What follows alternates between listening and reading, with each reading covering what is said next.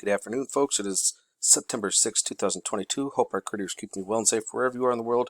Please make sure to hit that like button and share this across other platforms. And hit that notification bell in case we have any critical future updates. If you happen to be new to the channel, welcome. Please make sure you subscribe and hit that notification bell as well. Today, folks, we're over at Solarham. We're going to start off, and we are actually starting to recover. You can see that we're actually starting to get a little bit of silence. We're actually right down here into the BC class range for our C flux. Living in high B, low C, kind of bouncing up and down. Yesterday we did have an M1.1 pop off right as active region 3089 was going around the limb. So it had one more little hoorah to say before it left. And as you can see, our geomagnetic storms, we are back down into KP index 3, which is within the normal range, which is quite nice actually. Now if we come on down here, we take a look at our real-time solar winds, we can actually see that we are starting to recover and coming out of it as well. Let's take another tap on it.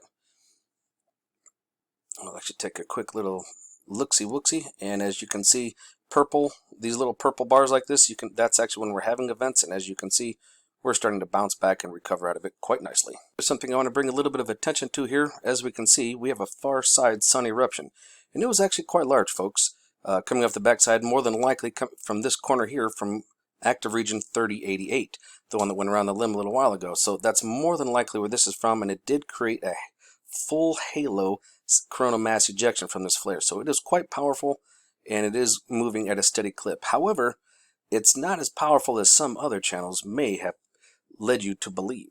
Let me show you what I'm talking about and why. Before I do that, I wanted to show you guys the Russian Schumann really quick. We are having some form of a blackout right now. And then this little area right here is quite strange to see as well. I don't think I've ever really seen it look like that before, folks. What's going on, Russia? So if you're having issues, blame the Russians. The Russians did it. We are in a blackout because currently, right now, it is 4 p.m., which would be 1600 right here, UTC time, and we are having a blackout. And then I don't know what you call this. I've never seen it do this before. What is going on, Mother Russia? What are you doing? Now, on to the eruption in the full halo CME. Folks, I do follow other channels and I see what they're talking about, and I pick up on things that they're missing. Everyone is talking about this far side eruption and how very powerful and fast that it really is. Folks, I'm not here to downplay it. I'm just here to point something out. Something that they're not pointing out. Let me show you here. We are right here, and here is the eruption. Right here. Now watch the time. 1636, 1648, and then 1936. Look at that. 3 hours of missing data. Okay? Well, why is there 3 hours of missing data? So it would make this look like, boom, all of a sudden. Now if you back up and then run it, bam! Oh, that was so fast and powerful. No, there's just missing data. And that is something that they are quite regularly doing lately, in case any of you haven't noticed. In fact, ooh, look at that. There's a little propulsion trail. Boom, boom, boom. Yep. Nuclear pulse engine drive. That's ours. Now if we look over here at LASCO C3, this is LASCO C2, LASCO C3. We're over on ISWA right now. Watch it in this one. See, look at that. It just all of a sudden, bang. It's gone. It's not there. And then it's there. Look at that. 3 hours and 18 minutes. So yeah, it all of a sudden makes it look really powerful and big now, doesn't it? When all of a sudden you get all that time missing. It has a tendency to do that. In fact, there is a lot of time missing from LASCO C2. LASCO C3 has a little bit missing, but LASCO C2 is definitely the worst. I mean, if you start watching it, you'll see a lot of time all of a sudden just missing. It just jumps ahead. So everybody should come over here and check this out. LASCO C3 actually has some missing as well. You'll see it jump all of a sudden. Watch the sun move all of a sudden go blink. See that? Do you see that quick move? Look at that. That's time missing. I mean, we're going from 2 to 4 to 6 to 8 to 11 to 13. I mean, there's hours of missing data in there, and they do that all the time. To get a little bit better perspective on it, we come over here to stereo ahead. I've got stereo ahead, chronograph 2, and this is stereo ahead, chronograph 2 with the running different space weather beacon. So we're going to start over here first, and we're going to get right at about to the time of our eruption. So we're actually going to see more steps in the eruption here. Now, stereo ahead, okay, now remember, Earth is roughly over here in this region. Okay, so stereo ahead is over here, with us over here. This is a backside eruption. You can clearly see the eruption coming off the backside, because stereo head peaks around just a little bit. It used to be over here to 45 degree, but it's not. Now it's closer to like us being over here and stereo head being here.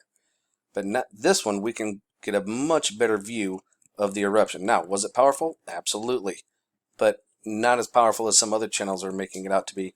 especially some of those that are highly intelligent and right on this stuff apparently.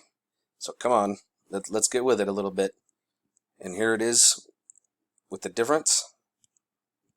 That's a pretty powerful eruption, folks. Had this been coming in our direction, we definitely would have been having an issue. Now we're going to come over here and look at the 271 angstroms of light for one purpose, one reason really. Well, more than one, but one reason specifically. Look at this. We got us a little friend right here. You don't see those guys on 171 very often. But one of the other reasons is this guy right here. Right now, this is Earth directed. We've got active sunspot regions right here.